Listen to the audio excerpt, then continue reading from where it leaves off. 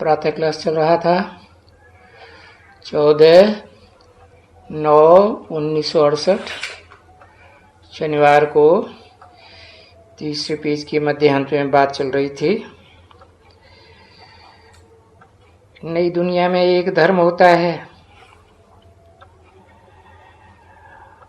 जहां तुम्हारी तो होती है सालिम बुद्धि। वो धर्म बताएं तो पहले एक होता है, आता है, फिर पीछे पीछे बहुत हुए।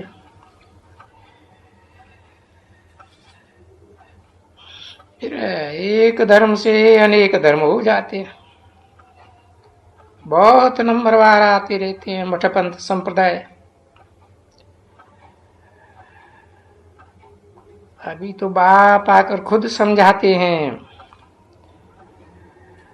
बच्चे ये मनुष्य नहीं, वो तो बोलते हैं, ये अभी तो भगवान आएंगे,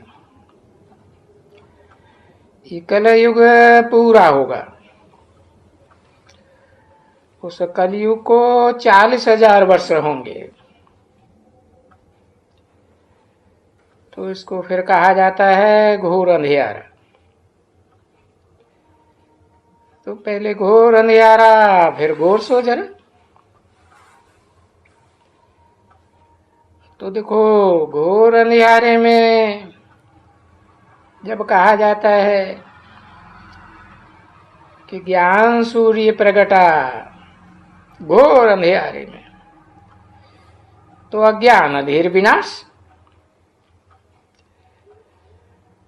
अभी मनुष्यों में बहुत अज्ञान है,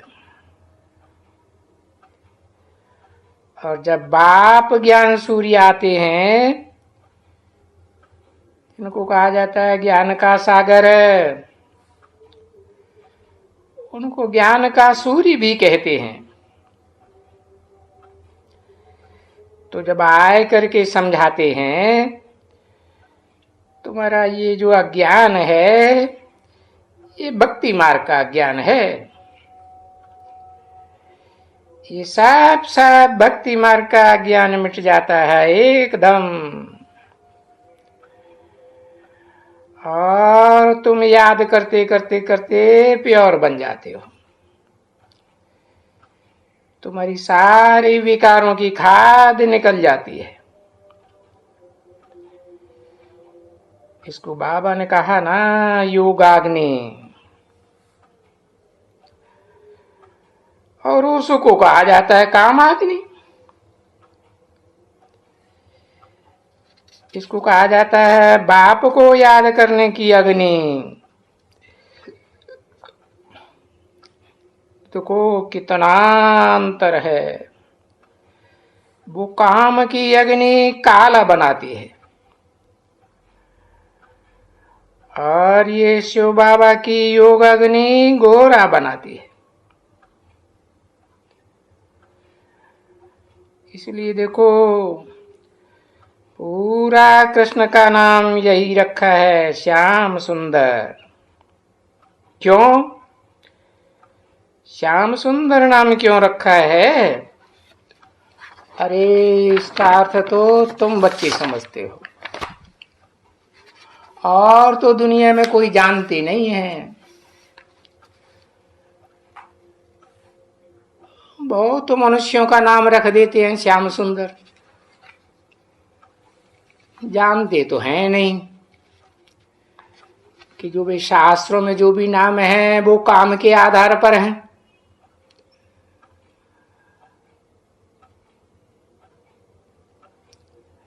और बाबा तो खुल करके बताते हैं। अर्थ समझाते हैं। वो तुमको बोलता है ये सारी दुनिया ही ऐसी ही हो जाती है।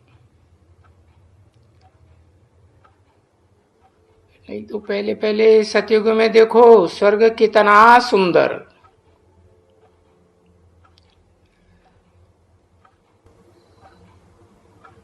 14/9/1968 की प्रातः क्लास का चौथा पेज।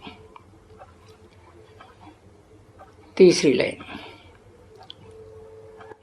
और ये स्वर्ग में ये आत्माएं है ना, जब शरीर लेते हैं तो कितना सुंदर शरीर लेते हैं, और वहां कितना धन दौलत, एवरीथिंग न्यू। जरूर वहां खाने वगैरह सब कुछ, धरनी भी नहीं। तो जो नई धरनी है सो पुरानी भी तो होती है ना। सात्विक धरनी है सो तामसी भी तो बनती है ना। और जब तामसी बनती है तो असल रूप में कलर आठी हो जाती है, और कलर आठी जमीन तो ऊसर है, बंजर है, उसमें तो कुछ अन्न भी बरोबर पैदा नहीं होता। पीछे देखो, कुछ नहीं पैदा होता है तो गटर मटर डालते रहते हैं जमीन में। तो बाप आकर के बहुत अच्छी तरह से समझाते हैं कि याद रखो, विनाश काले विपरीत बुद्धि। और ये विनाश आने का जरूर है, और ये विनाश की तैयारी खूब बनी हुई है। स्थापना के साथ साथ विनाश की तैयारी। भारतवासी तो इतनी बात नहीं समझते हैं जितना वो विनाशकारी खुद समझते हैं कि हम ये घातक चीज बनाकर अपने कुल का ही विनाश कर रहे हैं। जरूर हमको कोई प्रेरक है। अरे अखबार में वो खुद डालते हैं, बाबा का खुद पड़ा हुआ है कि हम अपना विनाश अपने ही साइंस से, साइंस की बदौलत लेकर आते हैं। साइंस से विनाश लाने का है। ये कौन है जो हमारी बुद्धि को ये ऐसे प्रेरित करते हैं? वो खुद जानते हैं, और ये जानते हैं कि बरोबर क्राइस्ट के 3000 वर्ष पहले यहां भारत में पैराडाइज था, हेवन था यहां।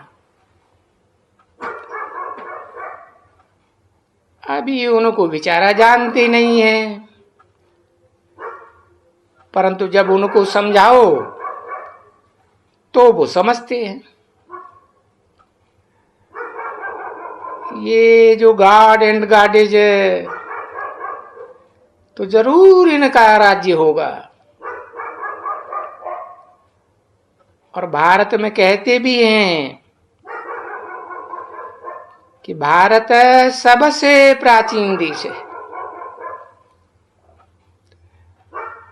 और भारत ये बना था, ये एक राज सहज राजयोग से ये भारत ऐसा बना था। वो राजयोग कौन सा? वो राजयोग की बात कोई हम लोगों को सिखलावे तो अभी तो बाप ही आकर के सिखलावेगा। वो सन्यासी तो जानते ही नहीं है।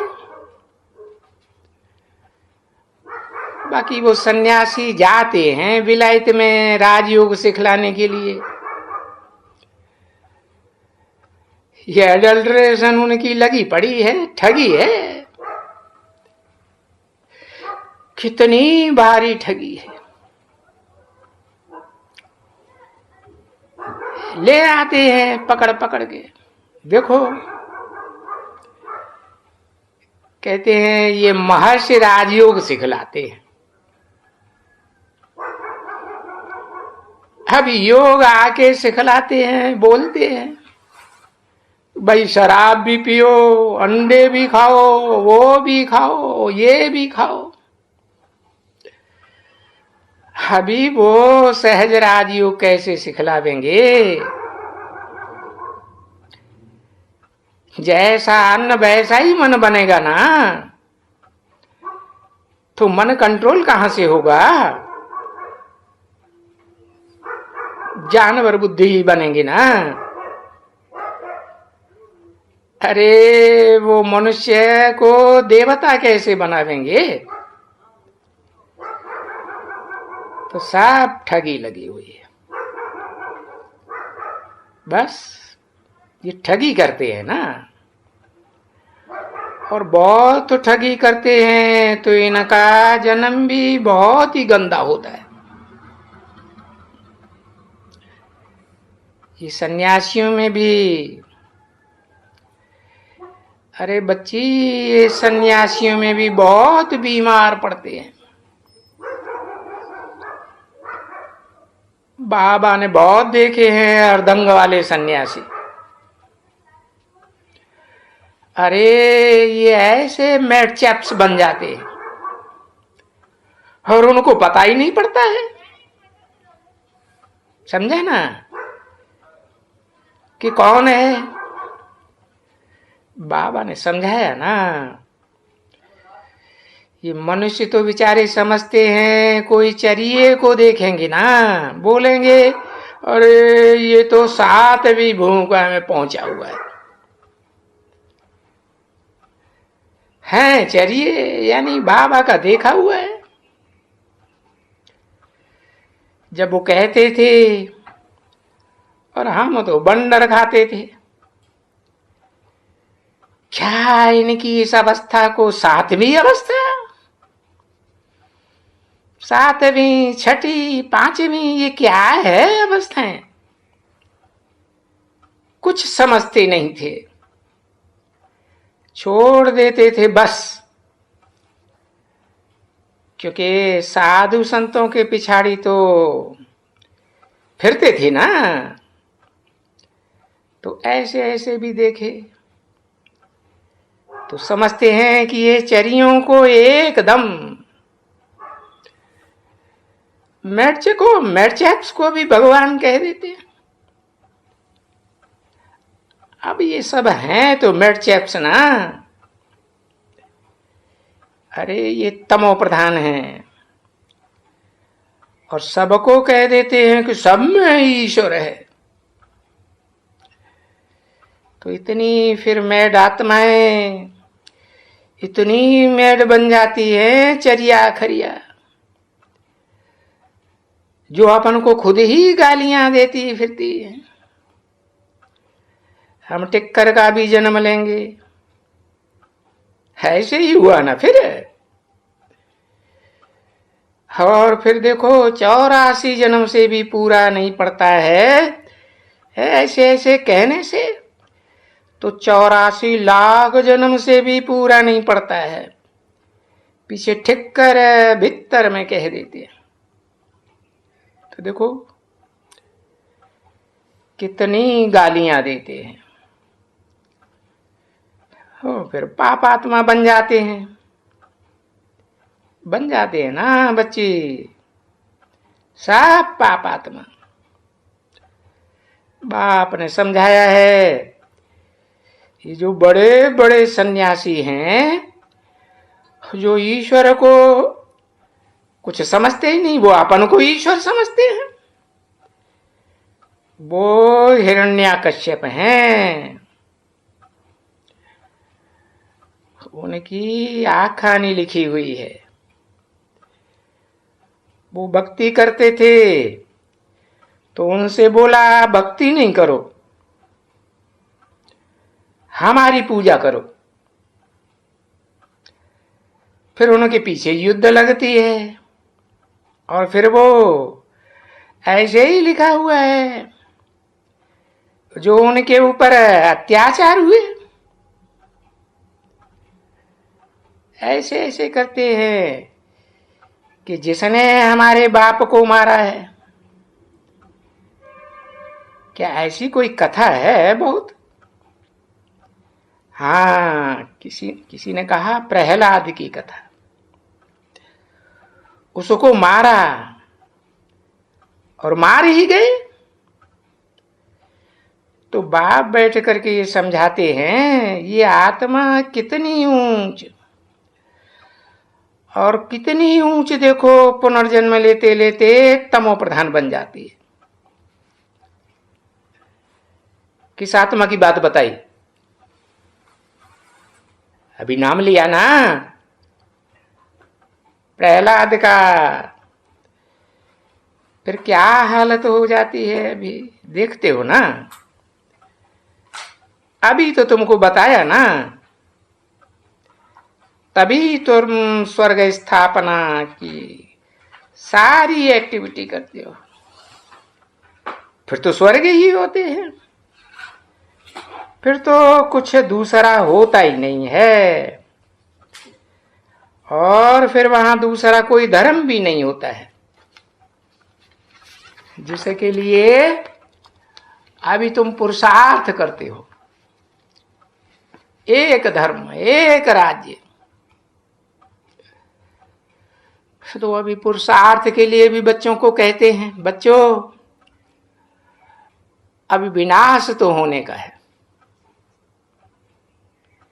यहां तक जो पहुंच गए हैं, बाबा कहते हैं स्वर्ग में जरूर जाएंगे, ये पक्का समझें। क्योंकि बाप का सुना ना, शिव बाबा का सुना, थोड़ा भी जरा भी ज्ञान सुना तो स्वर्ग में आएंगे जरूर। 14/9/1968 की प्रातः क्लास का 5वां पेज, चौथी लाइन। आएंगे तो, पर जितना पढ़ेंगे और जितना बाप को याद करेंगे उतना ऊंच पद पाएंगे। तभी तो गाया जाता है ना, विनाश काले विपरीत बुद्धि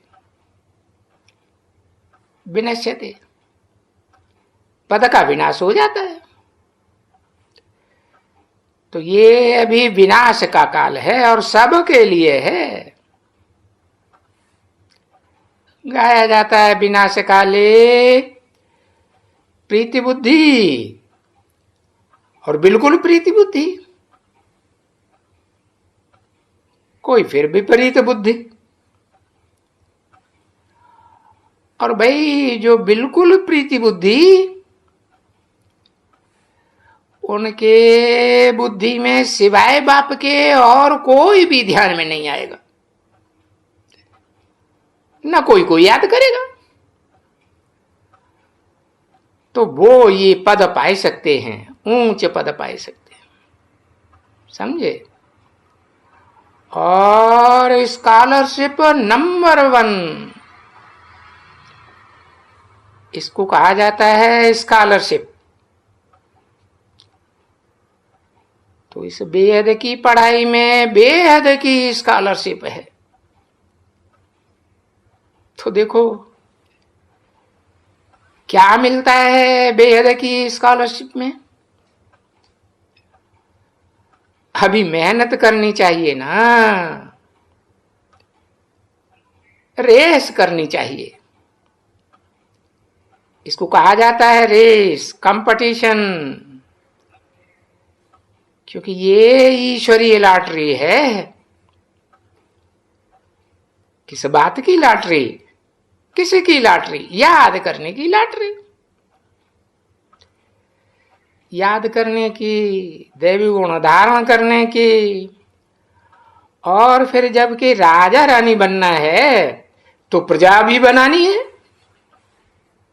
देखो ये भी प्रजा बनती है, और ये भी प्रजा बनाती है ना, ये भी बच्ची है जो थोड़ी थोड़ी प्रजा बनाती है। देखो ये कहते हैं कि ये बहुत थोड़ी प्रजा बनाती है, क्योंकि वो ताकत नहीं है, इसीलिए थोड़ी बनाती है। योग बल नहीं है, पूरा ज्ञान नहीं है, तो कोई तो जास्ती बनाती है। देखो ये बच्ची है, जास्ती बनाती है, ये राजयोग सीखती है। अभी तो टाइम पड़ा हुआ है ना सीखने का। अभी जो थोड़ा प्रजा बनाती है सो आगे चल के बहुत बनाएंगे, प्रजा बनाएंगे ना। यही तो सर्विस करेंगे तभी तो उनकी प्रजा भी बनेगी, नहीं तो प्रजा कहां से आएगी। तो ये प्रजा बनाए रही हो तुम। ये जो म्यूजियम आदि होते हैं ना, तो उन म्यूजियम में जो ढेर के ढेर देखने आते हैं वो ढेर प्रजा बनती है। तुम ये याद करो कि सतयुग और त्रेता, सूर्यवंशी और चंद्रवंशी, देवी देवताएं, क्षत्रिय छत्राणी, वो सब आत्माएं इस समय में पढ़ रही है। तो सूर्यवंशी और चंद्रवंशी में जन्म लेंगे, क्योंकि दो घराने बनाते हैं ना। और तीसरा ये कुल ब्राह्मणों का, वो लिखा हुआ है उसमें कि बाप आकर के पहले ब्राह्मण कुल बनाते हैं, ब्राह्मणों को एडाप्ट करते हैं, एडाप्ट करके फिर उनको पढ़ाते हैं। जो फिर सूर्यवंशी और चंद्रवंशी राजधानी का मालिक बनते हैं, तो बोलते हैं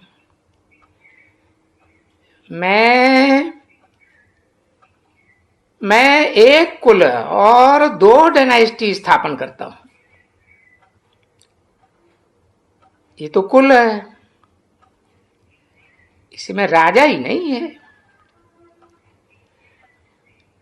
तो इसको कुल कहा जाता है, ब्राह्मण कुल। और फिर इनसे दो डायनेस्टी, सूर्यवंशी और चंद्रवंशी। तो उसमें है ना सूर्यवंशी महाराजा महारानी और चंद्रवंशी राजा रानी। उनको फिर महाराजा महारानी नहीं कहेंगे चंद्रवंशियों को। फिर इनके बाद ये दोनों डबल सिर ताज, वो लाइट का ताज भी देते हैं इनको, और उनको भी लाइट का ताज देते हैं। चाहे सूर्यवंशी हो चाहे चंद्रवंशी हो, दोनों को लाइट का ताज देते हैं। हाँ, चंद्रवंशियों को दो कला कम है। अच्छा, पीछे तुम जानते हो कि बरोबर जो राजाएं होते हैं पीछे, वो फिर भिखारी राजा हैं, तो उनको लाइट नहीं देते हैं। वो क्या करते हैं, वो जो लाइट वाले देवताएं हो गए हैं पास्ट में, उनके यादगार मंदिर बनाए करके माथा टेकते हैं, क्योंकि खुद अपवित्र। जो अपवित्र हैं वो पवित्र देवी देवताओं को माथा टेकते हैं। बाप ने समझाया था ना, ये जो कुमारियां जो होती हैं ना, कुमारियों को तो सभी पांव पड़ते हैं, माँ बाप भी पांव पड़ते हैं, और वो चावल और क्या खिलाते हैं उनको, हाँ, और वो सब उनको माथा टेकते हैं। तो है ये रिवाज बरोबर, भक्ति मार्ग में भी ये रिवाज चली आती है। अच्छा, वही देखो बाप समझाते हैं, शादी की बात, ससुर घर गए, फिर तो सबको माथा टेकना पड़ेगा। पवित्रता की बात खत्म, सबके माथा टेको, सबके पांव छुओ। कल पवित्र थी और आज क्या कहेंगे, आज अपवित्र हो गई। ओम शांति।